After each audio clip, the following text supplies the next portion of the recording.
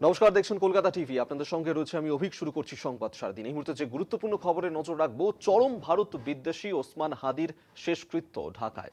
হাদির জন্য বাংলাদেশের রাষ্ট্রীয় শোক পালন করা হয়।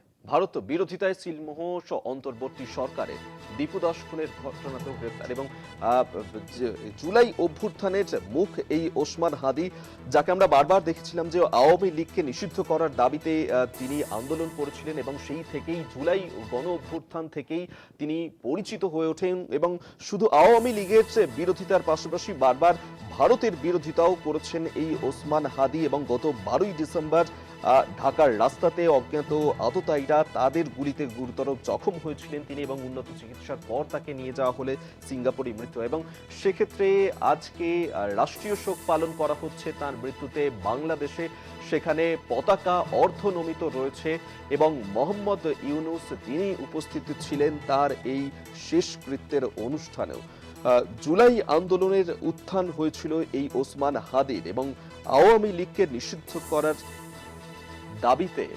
দাবিতে তিনি পরিচিতি লাভ করেছিলেন এবং এই আওয়ামী লীগ এবং হাসিনা সরকারের বিরোধিতার পাশাপাশি ছাত্রনেতার অন্যতম বিরোধিতা ছিল ভারতকে নিয়েও একাধিকবার বিরোধিতা করেছেন তিনি এবং তারই মৃত্যুতে রাষ্ট্রীয় শোক পালন করা হচ্ছে বাংলাদেশে।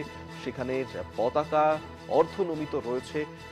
নজরুল ইসলামের কবরের পাশেই তাকে কবর দেওয়া হয় এবং সেই শেষকৃত্যের অনুষ্ঠানে সেখানে উপস্থিত ছিলেন মোহাম্মদ ইউনূস। এবং সেক্ষেত্রেই এই প্রশ্নই উঠছে যে মোহাম্মদ ইউনূসের সরকার কি তবে এই ভারত বিরোধিতাকেই সমর্থন করছে বারবার? কারণ বারবার এই একই ধরনের ঘটনার পুনরাবৃত্তি আমরা দেখছি। এর আগে গত বছর আমরা দেখেছিলাম বাংলাদেশে যে জুলাই গণ অভ্যুত্থান হয়েছিল এবং সেই অভ্যুত্থানের পর একের পর এক ঘটনাতে যেভাবে উত্তাল হয়েছে বাংলাদেশ এবং ওসমান হাদি তার মৃত্যুর ঘটনাকে নিয়েই বাংলাদেশের দুই সংবাদপত্র প্রথম আলো এবং দ্য ডেইলি স্টার তাদের অফিসে যেভাবে ভাঙচুর করা হয়, আগুন ধরিয়ে দেওয়া হয় এবং একের পর এই ধরনের ঘটনা যা বাংলাদেশের পরিস্থিতি আরো জটিল করে তুলছে, আরো উত্তেজনা তৈরি হচ্ছে সেখানে। এবং চরম ভারত বিদ্বেষী এই ওসমান হাদি তারই শেষকৃত্য ঢাকাতে এবং তার মৃত্যুতে রাষ্ট্রীয় শোক পালন বাংলাদেশে, সেখানকার পতাকাও অর্ধনমিত রাখা হয়। আমরা এই নিয়ে আরো বিস্তারিত কথা বলবো। এই মুহূর্তে সরাসরি নিউজ রুম থেকে আমাদের সঙ্গে রয়েছেন আমাদের সহকর্মী অঙ্কুর ভট্টাচার্য।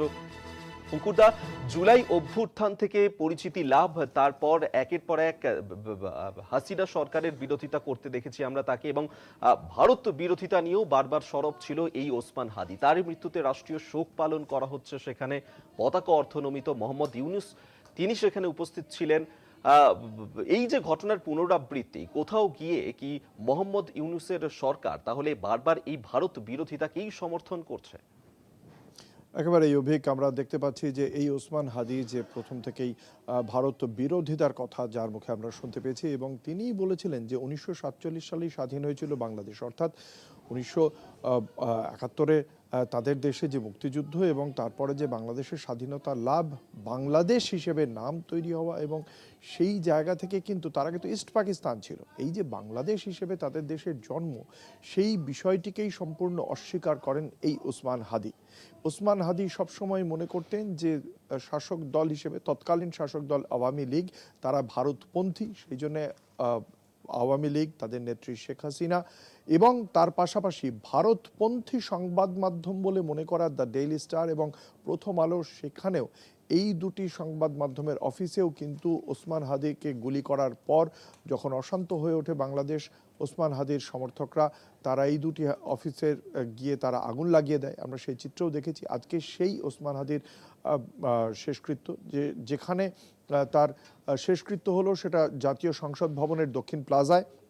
তারপর সেখানে দাঁড়িয়েই বার্তা দেন অন্তর্বর্তী প্রশাসনের প্রধান উপদেষ্টা মোহাম্মদ ইউনূস। তিনি বলেন যে এই ওসমান হাদি বাংলাদেশের প্রতিটি মানুষের বুকে থাকবে, অর্থাৎ ওসমান হাদির যে দর্শন সেটা বাংলাদেশের বুকে থাকা মানে এই ভারত বিরোধিতা বাংলাদেশের বুকে থাকবে, অর্থাৎ মোহাম্মদ ইউনূসের প্রশাসন ভারত বিরোধিতা বুকে নিয়েই চলবে। তাকে কোথায় সমাধিস্থ করা হলো? তাকে সমাধিস্থ করা হলো ঢাকা বিশ্ববিদ্যালয়ে, যেখানে তাদের দেশের জাতীয় কবি কাজী নজরুল ইসলামের কে যেখানে সমাধি দেওয়া হয়েছে, ঠিক সেখানেই তার আমাদের দেশে যেমন রয়েছে মহাত্মা গান্ধীর যেখানে সেখানে যেমন গুরুত্বপূর্ণ ব্যক্তিত্বদের রাখা হয় শক্তিস্থলে, ঠিক একই রকমভাবে তাদের দেশের বিশিষ্ট ব্যক্তিবর্গকে যেখানে সমাধিস্থ করা হয় সেখানেই সমাধিস্থ করা হয়েছে ওসমান হাদিকে।